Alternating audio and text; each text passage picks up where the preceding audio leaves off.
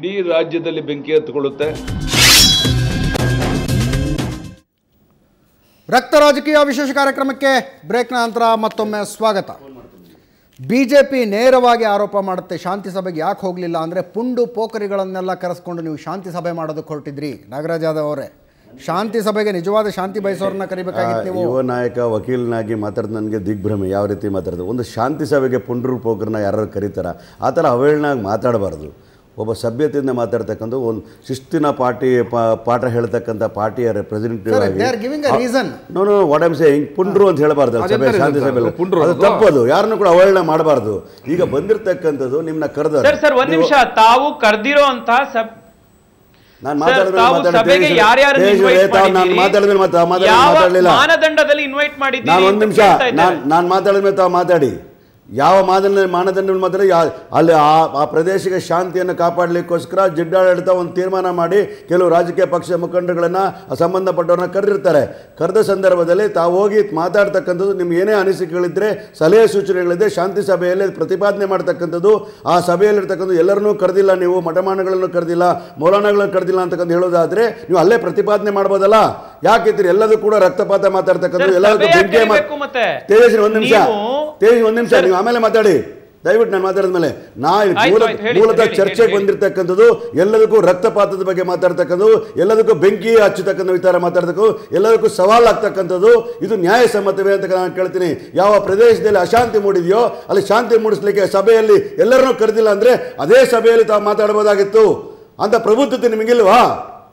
ಒಂದು ರಾಷ್ಟ್ರೀಯ ಪಕ್ಷದ ರೆಪ್ರೆಸೆಂಟೇಟಿವ್ ಆಗಿ ನೀವು ಪ್ರಬುದ್ಧತೆ ಬೇಡವಾ? ನಾನು ಹೇಳ್ತಕ್ಕಂಥ ನಾವು ಮಾಡಿದ್ದೆಲ್ಲ ಸರಿ ಅಂತ ಹೇಳಲ್ಲ. ನೀವು ಮಾಡ್ತೇವೆ ಸರಿಯಾ? ಇವತ್ತು ರಾಜ್ಯದಲ್ಲಿ ಬೆಂಕಿ ಹಚ್ತೇವೆ, ಇಡೀ ರಾಜ್ಯ ಎಲ್ಲ ಬೆಂಕಿ ಹಚ್ಚಿ ಪ್ರಭಾಕರ್ ಭಟ್ರು ಬಿಟ್ಟಿದೆ ಅಂತ ಹೇಳ್ತೀವಿ. ಕಾನೂನ ಯಾರೇ ಕೈ ತಗೊಂಡ್ರೆ, ಪ್ರಭಾಕರ್ ಭಟ್ರು ಇರಲಿ ಯಾರನ್ನ ಇರಲಿ, ಕಾನೂನ ಕೈ ತಗೊಂಡ್ರೆ ಕಾನೂನು ಅದರ ಕೆಲಸವನ್ನು ಮಾಡ್ತದೆ. ನೀವು ಹೆಂಗ್ ಹೇಳ್ತೀರಿ? ಹೆಂಗೆ ಧಮಕಿ ಹಾಕ್ತೀರಿ? ಹೆಂಗೆ ಶೋಭಾ ಸಂಸದರಾಗಿ ರೀತಿ ಕೇಳ್ತೀನಿ. ನೀವೆಲ್ಲ ನಾನು ಕೇಳಿದೀನಿ. ನಿನ್ನೆ ನಾನು ನೋಡಿದೆ, ನಿಮ್ಮ ಉಪಮುಖ್ಯಮಂತ್ರಿ ಈಶ್ವರಪ್ಪ ಇರ್ಬೋದು, ಶಾಸಕರು ಇರ್ಬೋದು, ಅಶೋಕ್ ಇರ್ಬೋದು, ಎಲ್ಲರೂ ಸೋದರ ಸೋದರಿಯಾಗಿ ಮಾತಾಡ್ತಕ್ಕಂಥ ನಾನು ಇವತ್ತು ಹೇಳ್ತೀನಿ. ಯಾಕಿದ ಪದಗಳು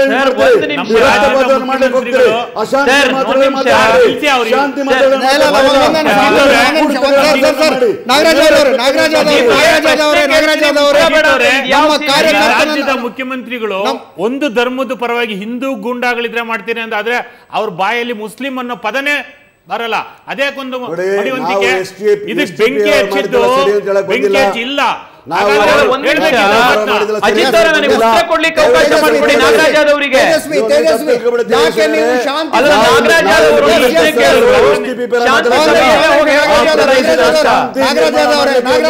ತೇಜಸ್ವಿ ಉತ್ತರ ಕೊಡ್ಲಿ. ತೇಜಸ್ವಿ, ಶಾಂತಿ ಸಭೆಯ ವೇದಿಕೆಯನ್ನು ಬಳಸಿಕೊಂಡು ನಿಮ್ಮ ಅಸಮಾಧಾನವನ್ನು ನೀವು ಹೇಳಿಕೊಳ್ಳಬೇಕಾಗಿತ್ತು. ಹಾಗಿದ್ದಾಗ ಶಾಂತಿ ಸಭೆಯನ್ನ ಬಹಿಷ್ಕರಿಸ್ತೀವಿ ಅಂದಿದ್ದು ಯಾಕೆ ಅಂತಂದ್ರೆ ಅದು ಶಾಂತಿ ಸಭೆನೇ ಅಲ್ಲ. ಅದು ರಮಾನಾಥ್ ರೈರ ಮತ್ತು ಸಮಾನ ಮನಸ್ಕರ ಒಕ್ಕೂಟದ ಸಭೆ ಇದ್ದಂಗಿತ್ತು. ಅದು ಅದರೊಳಗಡೆ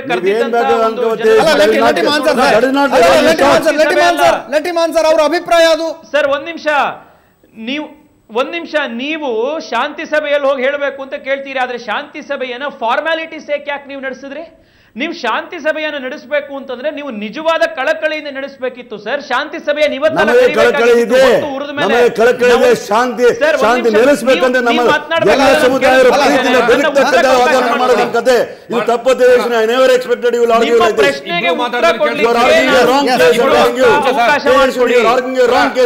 ಈಗ ಅಶಾಂತಿಗೆ ಕಾರಣವಾದಂತ ಎರಡೂ ಪಕ್ಷದವರು ಅರ್ಥನೇ ಇಲ್ಲ.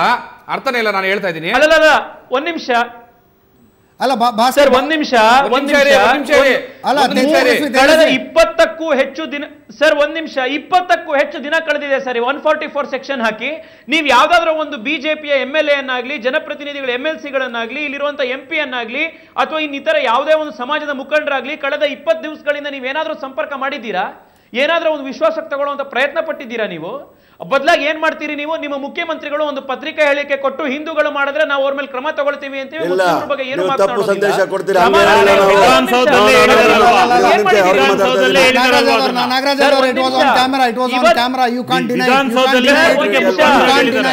ಮುಸ್ಲಿಂ ಅನ್ನೋ ಶಬ್ದ ಬಳಸೋದಕ್ಕೆ ಮುಖ್ಯಮಂತ್ರಿಗಳ ಹಿಂದೆ ಮುಂದೆ ನೋಡಿದ್ರು, ಕೊನೆಗೂ ಬಳಸಲಿಲ್ಲ. You can't deny it.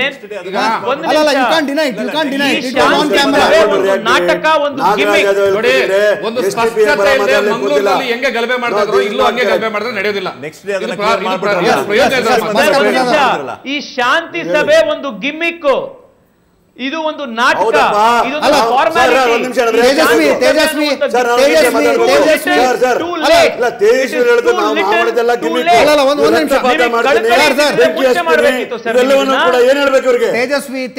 Sir, ನಾವು ಆಕ್ರೋಶದ ಭಾಷಣದಲ್ಲಿ ಬೆಂಕಿ ಹಚ್ತೇವೆ ಅಂತ ಹೇಳ್ತೀವಿ. ನೀವು ನಿಜವಾಗ್ಲೂ ಬೆಂಕಿ ಹಚ್ಚಿದ್ರಲ್ಲ ನೀವು?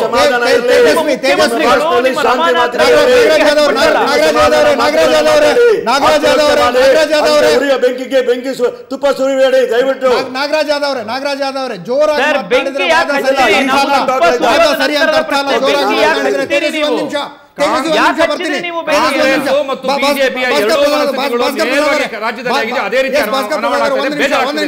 ಒಂದೇ ನಿಮಿಷ.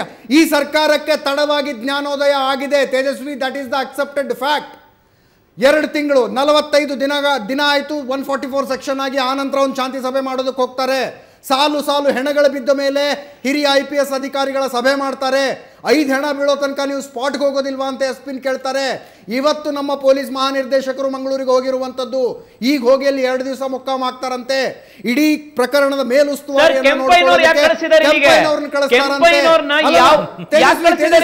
ತೇಜಸ್ವಿ, ಈ ಸರ್ಕಾರಕ್ಕೆ ತಡವಾಗಿ ಜ್ಞಾನೋದಯ ಆಗಿದೆ. That is an accepted fact. ಆದ್ರೆ ಅದರ ಅರ್ಥ ತಡವಾಗಿ ಶಾಂತಿ ಸಭೆ ಮಾಡಿದಾಗ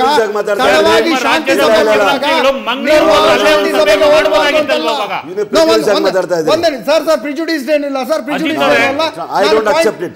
ಅದು ನಿಮ್ಮ ಒಪಿನಿಯನ್.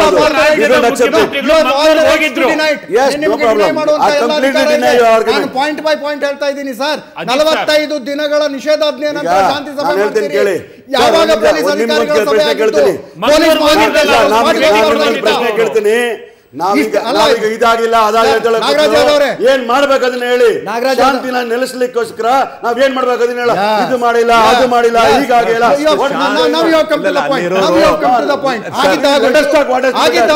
ಏನ್ ಮಾಡೋಣ ಹೇಳಿ ಅಂತ ಪ್ರಸಾದ್ ಅವರೇ ಬರ್ತೀನಿ. ಎಸ್, ಈ ಕಾಂಗ್ರೆಸ್ ಮತ್ತೆ ಬಿಜೆಪಿಯ ಮನಸ್ಥಿತಿಗಳು ನಿಜವಾಗ್ಲೂ ಹೊರಗಡೆ ಹೇಗಿದೆಯೋ ಅದೇ ಇಲ್ಲ ಅನಾವರಣ ಆಗ್ತಿರೋದು, ಬೇರೇನೂ ಅಲ್ಲ.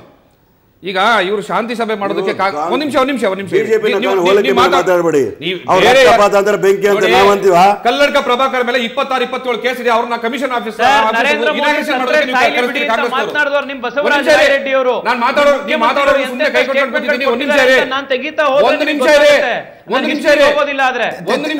ಕಾಂಗ್ರೆಸ್ ಮತ್ತೆ ಬಿಜೆಪಿ ಎರಡೂ ಮನಸ್ಥಿತಿಗಳು ಮತ್ತೆ ಏನ್ ಜಾಯಿಂಟ್ ವೆಂಚರ್ ಹೆಂಗಿದೆ ಅಂತ ನಾನು ಹೇಳ್ತೀನಿ ಉದಾಹರಣೆ ಸಮೇತ. 26-27 ಕೇಸ್ಗಳಿರುವಂತ ಪ್ರಭಾಕರ್ ಭಟ್ರನ್ನ ಕಮಿಷನರ್ ಆಫೀಸರ್ ಉದ್ಘಾಟನೆಗೆ ಕಾಂಗ್ರೆಸ್ ಸರ್ಕಾರ ಕರೆಸುತ್ತೆ. ಇಲ್ಲಿ ಮಹಾತ್ಮ ಗಾಂಧಿ ಸ್ಟ್ಯಾಚ್ಯೂ ಇನಾಗ್ರೇಷನ್ ಮಾಡಿಸೋದಕ್ಕೆ ಬರೀ ಯುವಕರಲ್ಲಿ ದ್ವೇಷ ಸೃಷ್ಟಿ ಮಾಡುವಂತ ಸೂಲಿಬೇಲೆ ಅಂತ ಇವರು ಭಾಷಣ ಮಾಡ್ತಾರೆ. ಅವ್ರನ್ನ ಕರೆಸಿ ಇಲ್ಲಿ ಚೀಫ್ ಗೆಸ್ಟ್ ಆಗಿರ್ತಾರೆ. ನಿಮ್ಮ ಎರಡು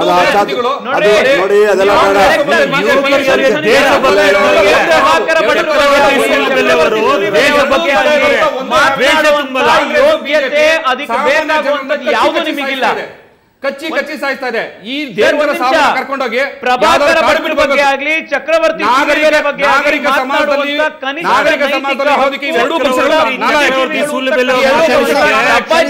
ಯಾವುದೂ ಇಲ್ಲ. ಶರೀಫ್ ಅವರೇ ಇಷ್ಟೆಲ್ಲ ಪ್ರಾಮಾಣಿಕ ಬಯಕೆ ಯಾವ ಪಕ್ಷಕ್ಕಿದೆ ಸರ್?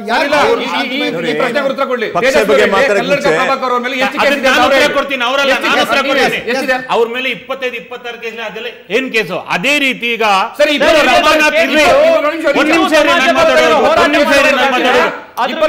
ಏನ್ ಕೇಸ್ ಇದೆ? ಯಾವ ಕೇಸ್ ಇದೆ? ಬೆಂಕಿ ಹಚ್ತೀವಿ ಅಂತ ಅದಕ್ಕೆ ಬೇಲಾಗಿದೆ. ಅವಕಾಶ ಮಾಡ್ಕೊಡಿ ಅವ್ರಿಗೆ ಹೇಳಲಿಕ್ಕೆ. ಒಂದು ನಿಮಿಷ ತೇಜಸ್ವಿ ನೋಡಿ, ಇದೇ ರೀತಿ ಇವ್ರು ಏನ್ ಅಜಿತ್ ಹೇಳ್ತಿದ್ದಾರೆ? ಮಾಸ್ಕನ್ನ ತಡೆದು ಜೋರಾಗಿ ಮಾತಾಡೋದೇ ಸತ್ಯ. Denotification Arkavathi layout denotification case ಅಲ್ಲ ಅವ್ರ ಮೇಲೆ ಇರುವಂತದ್ದು. ಒಂದ್ ನಿಮಿಷ ಕೇಳಿಸ್ಕೊಳ್ಳಿ. ಆಂಜನೇಯ ಅವ್ರ ಮೇಲೆ ಇದೆಯಲ್ಲ ಕೇಸು, ದುಡ್ಡು ಹೊಡೆದಿರುವಂತ ಕೇಸು, ಆ ರೀತಿಯ ಕೇಸ್ ಅಲ್ಲ ಇರುವಂತದ್ದು. ಮುಖ್ಯಮಂತ್ರಿಗಳದ್ದು ಅರ್ಕಾವತಿ ಡಿನೋಟಿಫಿಕೇಶನ್ ಕೇಸ್ಗಳಿದೆಯಲ್ಲ ಅದ್ರ ಬಗ್ಗೆ ಎಲ್ಲ ಇರುವಂತದ್ದು. ಸಾರ್ವಜನಿಕರ ದುಡ್ಡನ್ನ ಲೂಟಿ ಮಾಡಿರುವಂತ ಕೇಸ್ ಅಲ್ಲ ಪ್ರಭಾಕರ್ ಭಟ್ರ ಬಗ್ಗೆ ಇರುವಂತದ್ದು.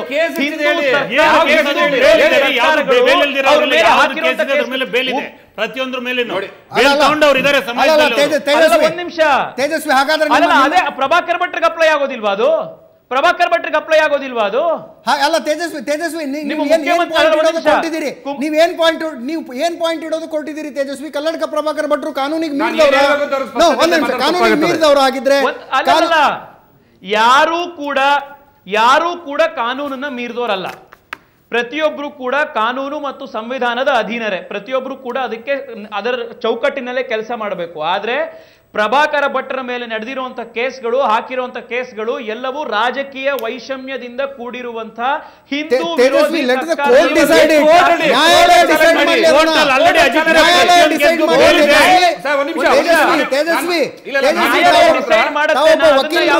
ಮಾಡ್ತಾ ಇಲ್ಲ. ಆದ್ರೆ ನಿಮಿಷ ನಾನು ಅವ್ರ ಮಾತಾಡ್ತೀನಿ.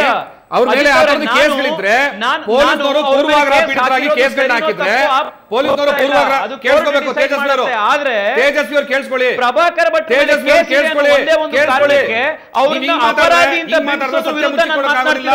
ಮುಖ್ಯಮಂತ್ರಿ ಮೇಲೆ ತೇಜಸ್ವಿ ಕೇಳಿಸ್ಕೊಳ್ಳಿ.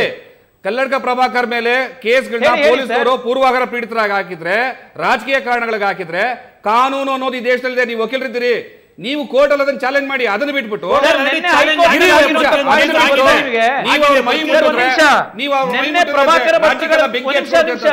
ಇದು ಗೂಂಡಾಗಿರಿ ಮನಸ್ಥಿತಿ, ನಿಮ್ಮ ಸಂಘ ಪರಿವಾರದ ಮನಸ್ಥಿತಿ. RSS ರಾಷ್ಟ್ರೀಯ ಸ್ವಯಂ ಸೇವಕ ಸಂಘ ಅಂತ ಕರೆಯೋದ್ರ ಬದಲಾಗಿ ರಾಷ್ಟ್ರೀಯ ಸರ್ವನಾಶಕ ಸಂಘ ಅಂತ ಕರಿಬೇಕಾಗ್ತದೆ. ಆದ್ರೆ ಹಿನ್ನೆಲೆ ಅಂತ ಬಂದ ಈಗ ಯುವಕರಿಗೆ ಯಾರಿಗೂ ದ್ವೇಷ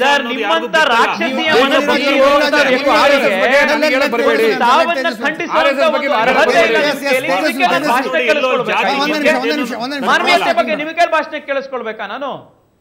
ಎಸ್ ತೇಜಸ್ವಿ, ಒಂದ್ ನಿಮಿಷ. ನಿನ್ನೆ ಹೈಕೋರ್ಟ್ ನಲ್ಲಿ ಪ್ರಭಾಕರ ಭಟ್ರ ಮೇಲೆ ಇದ್ದಂತ ಕೇಸ್ಗಳು ಸಾಕಷ್ಟು ಕ್ವಾಶ್ ಆಗಿದ್ದಾವೆ. ಅದ್ರ ಬಗ್ಗೆ ಏನ್ ಮಾತನಾಡ್ತೀರಿ ನೀವು? ಇದ್ರ ಬಗ್ಗೆ ಮಾತನಾಡ್ತೀರಾ ನೀವು? ಪ್ರಭಾಕರ್ ಭಟ್ರ ಮೇಲೆ ಕೇಸ್ ಇದೆ ಅನ್ನೋ ಒಂದೇ ಒಂದು ಕಾರಣಕ್ಕೆ ಅವರು ಸಮಾಜ ಘಾತಕರು ಅನ್ನೋ ರೀತಿ ನೀವು ಅದನ್ನ ಬಿಂಬಿಸ್ತಾ ಹೋದ್ರೆ ನಾನ್ ಪ್ರಶ್ನೆ ಕೇಳ್ತೇನೆ, ಆ ಯಾವ ಕೇಸು ಕೂಡ ಕೋರ್ಟ್ ನಲ್ಲಿ ಪ್ರೂವ್ ಆಗಿಲ್ಲ, ಕೋರ್ಟ್ ನಲ್ಲಿ ಅಪ್ಹೆಲ್ಡ್ ಆಗಿಲ್ಲ. ನಿಮ್ಮ ಮುಖ್ಯಮಂತ್ರಿ ಮೇಲೆ ಅರ್ಕಾವತಿ ಡಿನೋಟಿಫಿಕೇಶನ್ ಕೇಸ್ ಇದೆಯಲ್ಲ ಸರ್, ಸಾರ್ವಜನಿಕರು ದುಡ್ಡು ಹೊಡೆದಿರುವಂತ ಕೇಸು. ಪ್ರಭಾಕರ್ ಭಟ್ರ ಬಗ್ಗೆ ಯಾವುದೇ ಸಾರ್ವಜನಿಕರಿಗೆ ಆಸ್ತಿ ಪಾಸ್ತಿ ಹಾಳು ಮಾಡಿರುವಂತ, ಸಾರ್ವಜನಿಕರ ದುಡ್ಡು ಹೊಡೆದಿರುವಂತ ಕೇಸ್ ಯಾವುದು ಕೂಡ ಇಲ್ಲ ಅವರಲ್ಲಿ. ಹಿಂದೂ ಸಮಾಜದ ಪರವಾಗಿ ಕೆಲಸ ಮಾಡಿದ್ದಾರೆ, ಅವ್ರ ಮೇಲೆ ಕೇಸ್ಗಳಿತ್ತು ಅಂತ ತೇಜಸ್ವಿ, ನಾವಿವತ್ತು ಚರ್ಚೆ ಮಾಡ್ತಾ ಇರುವಂತದ್ದು ಕರಾವಳಿಯ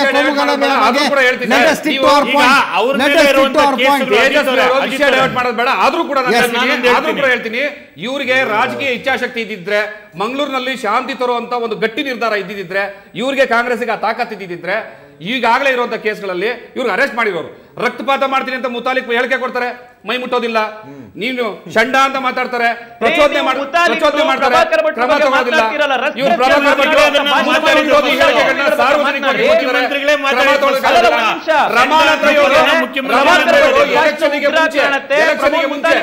ನಮ್ಮ ಕಾಂಗ್ರೆಸ್ ಸರ್ಕಾರ ಏನಾದ್ರೂ ಆಡಳಿತಕ್ಕೆ ಬಂದಿದೆ ಆದ್ರೆ ಕೇವಲ 30 ದಿವಸದಲ್ಲಿ ಹಲಾಲ್ ಕಟ್ ಮಾಡ್ತೀವಿ ಅಂತ ಈ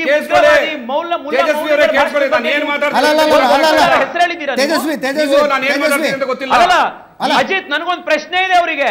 ಈಗಾಗಲೇ ಒಂದ್ ನಿಮಿಷ, ಪ್ರತಿ ಸತಿ ಪ್ರಭಾಕರ್ ಭಟ್ರು, ಪ್ರಮೋದ್ ಮುತಾಲಿಕ್ ಅಂತ ಪ್ರತಿ ಬಾರಿಗೂ ಹೆಸರು ಡ್ರಾಪ್ ಮಾಡ್ತಾರಲ್ಲ, 4 ಜನ ಕೋಮುವಾದಿ, ಉಗ್ರವಾದಿ, ಮುಲ್ಲಾಗಳ ಹೆಸರನ್ನಾರ ಹೇಳಿ ಅವರು ತಾಕತ್ತಿದ್ಯಾ ಅವರಿಗೆ?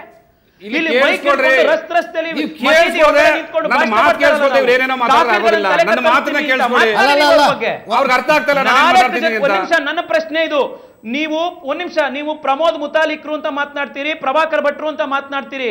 ನಾನ್ ನಿಮಗೆ ಕೇಳ್ತಿರುವಂತದ್ದು, ಇವತ್ತು ನಿಮಗೆ ಇದೇ ರೀತಿ ಇಬ್ರು ಉಗ್ರವಾದಿ ಮೌಲ್ವಿ ಹೆಸರುಗಳನ್ನ ಹೇಳಿ ನೋಡೋಣ. ನೀವು ಕರಾವಳಿಯಲ್ಲಿ ವಿಷ ಕಕ್ತಾ ಇರುವಂತ ಮೌಲ್ವಿ ಮಾತನಾಡಿ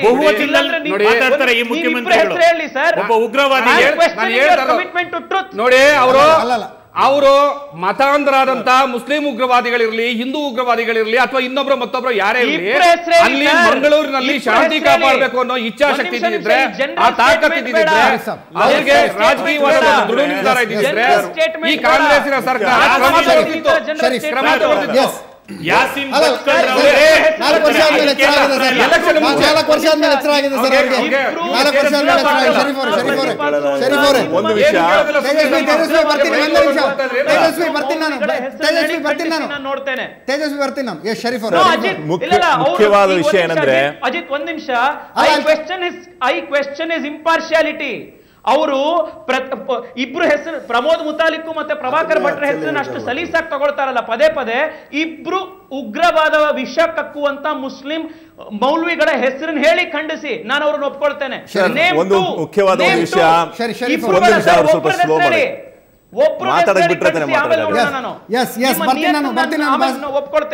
ಬರ್ತೀನಿ. ಎಸ್ ಶರೀಫ್ ಅವರೇ, ಫಸ್ಟ್ ವಿಷಯ ಏನಂದ್ರೆ ಯಾರು ಕೊಲೆ ಮಾಡಿದ್ರಂತ ಇವತ್ತವರೆಗೂ ಪ್ರೂವ್ ಆಗಿಲ್ಲ.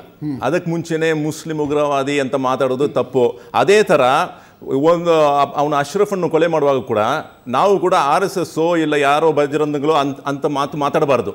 ಯಾಕಂತ ಹೇಳಿದ್ರೆ ಇದರ ಹಿಂದೆ ಯಾವ್ದು ಮಾಡ್ತಾರೆ ಅಂತ ಗೊತ್ತಾಗ್ತಾ ಇಲ್ಲ. ಇಬ್ಬರ ನಡುವೆ ಜಗಳವನ್ನು ಉಂಟು ಮಾಡೋಕ್ಕೆ ಇನ್ನೊಂದು ಶಕ್ತಿ ಇದೆಯಾ ಅಂತ ನಾನು ಮಾತಾಡ್ತಿದ್ದೀನಿ. ಒಂದು ಮುಖ್ಯವಾದ ವಿಷಯ ಏನಂದರೆ, ಇವಾಗ ಒಂದು ಗಲಭೆಯನ್ನು ಉಂಟು ಮಾಡಬೇಕಂದ್ರೆ ಒಂದು ಗೋವನ್ನು ಅಲ್ಲೇ ಇದು ಬಲಿ ಕೊಟ್ಟು ಅದನ್ನು ಒಂದು ಟೆಂಪಲ್ ಮಂದಿರ ಒಳಗೆ ಹಾಕ್ಬಿಟ್ರೆ ಗಲಭೆ ಶುರು ಆಗಿಬಿಡುತ್ತೆ. ಅದು ಯಾರು ಮಾಡ್ತಾ ಇದ್ದಾರೆ ಅಂತ ಫಸ್ಟ್ ಗೊತ್ತಾಗೋದಿಲ್ಲ, ಪ್ರಶ್ನೆ ಮಾಡೋದಿಲ್ಲ. ತಕ್ಷಣ ಅವ್ರು ಏನು ಮಾಡ್ತಾರೆ, ಇದನ್ನು ಮುಸ್ಲಿಂ ಮಾಡಿದ್ದಾರೆ. ಅದೇ ಥರ ಹಂದಿ ಮಾಂಸವನ್ನು ಹಾಕಿ ಮಸೀದಿ ಒಳಗೆ ಹಾಕ್ಬಿಟ್ರೆ ಇವರು ಮುಸಲ್ಮಾನ್ ಅನ್ಕೊಂಡ್ಬಿಡ್ತಾರೆ ಇದನ್ನು ಹಿಂದೂಗಳು ಹಾಕಿದ್ದಾರೆ ಅಂತ.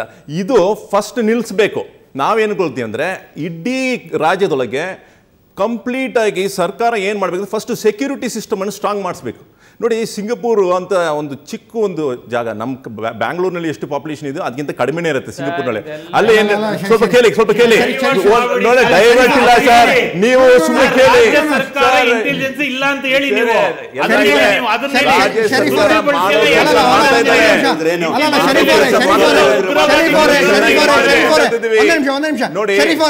ಕೊನೆ ಪಕ್ಷ ನೀವಾದ್ರೂ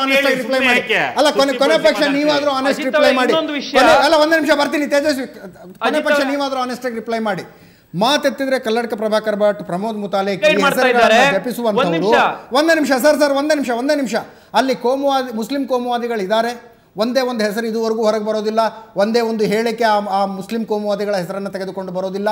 ಹಿಂಗಿದ್ದಾಗ ಈ ಸರ್ಕಾರ ಮತ್ತು ಕೋಮುವಾದಿಗಳನ್ನು ವಿರೋಧಿಸಿ ಮಾತನಾಡ್ತಾ ಇರುವಂತಹ ಸಂಘಟನೆಗಳು ಪ್ರಾಮಾಣಿಕವಾಗಿ ಎರಡೂ ಕಡೆಯ ಕೋಮುವಾದವನ್ನ ವಿರೋಧಿಸ್ತಾರೆ ಅಂತ ನಂಬೋದಕ್ಕೆ ಹೇಗಾಗುತ್ತೆ? ಈಗ ಅಜಿತ್ ಅವರೇ ನನಗೆ ಇನ್ನೊಂದು ಸಣ್ಣ ಬ್ರೇಕ್ನ ಸಮಯ ಇದೆ, ಒಂದು ರಿಯಾಕ್ಷನ್ ತಗೊಂಡು ಹೋಗ್ತೀನಿ ನಾನು. ಎಸ್, ಕೋಮುವಾದಿಗಳು ಎಲ್ಲ ಕಮ್ಯುನಿಟಿ ಒಳಗಿನ ಇರ್ತಾರೆ. ನಾವೇನ್ ಮಾಡಬೇಕು, ನಾವೇನ್ ಮಾಡ್ಬೇಕಂದ್ರೆ, ಒಂದು ಸ್ಕೂಲ್ನೊಳಗೆ ಹೇಗೆ ಜಗಳ ಮಾಡೋ ಹುಡುಗರು ಇರ್ತಾರೋ ಅವ್ರನ್ನ ಶಿಕ್ಷೆ ಕೊಡ್ತೀವೋ ಅದೇ ಥರ ನಮ್ಮ ಸರ್ಕಾರ ಏನು ಮಾಡಬೇಕಂದ್ರೆ ಇಮಿಡಿಯೇಟ್ ಆಗಿ ಆಕ್ಷನ್ ತಗೋಬೇಕು. ಅವನು ಮುಸ್ಲಿಂ ಇಲ್ಲನೋ, ಹಿಂದೂ ಇಲ್ಲನೋ ಅದೆಲ್ಲ ನೋಡಬಾರ್ದು, ಆಕ್ಷನ್ ತಗೋಗಿ. ಅಲ್ಲ, ಆಕ್ಷನ್ ತಗೊಳ್ಳೋದು ಸೆಕೆಂಡ್ರಿ ಸರ್. ಮೊದಲು 2 ಹೆಸರು ಹೇಳಿ ಅಂತಿದ್ದಾರೆ ಅವರು. 2 ಹೆಸರು ಹೇಳಿ ಮುಸ್ಲಿಂ ಕೋಮುವಾದಿಗಳದು ಅಂತ.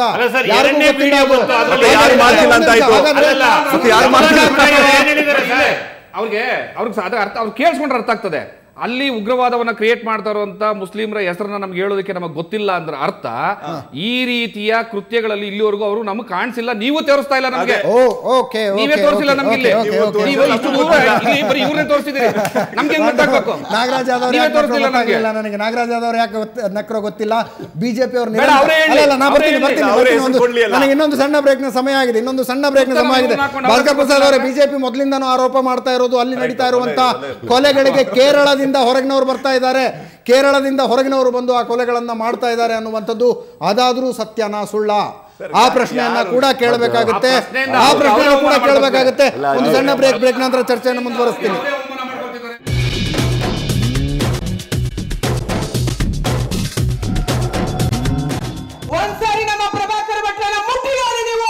ಇಡೀ ರಾಜ್ಯದಲ್ಲಿ ಬೆಂಕಿ ಹತ್ತಿಕೊಳ್ಳುತ್ತೆ.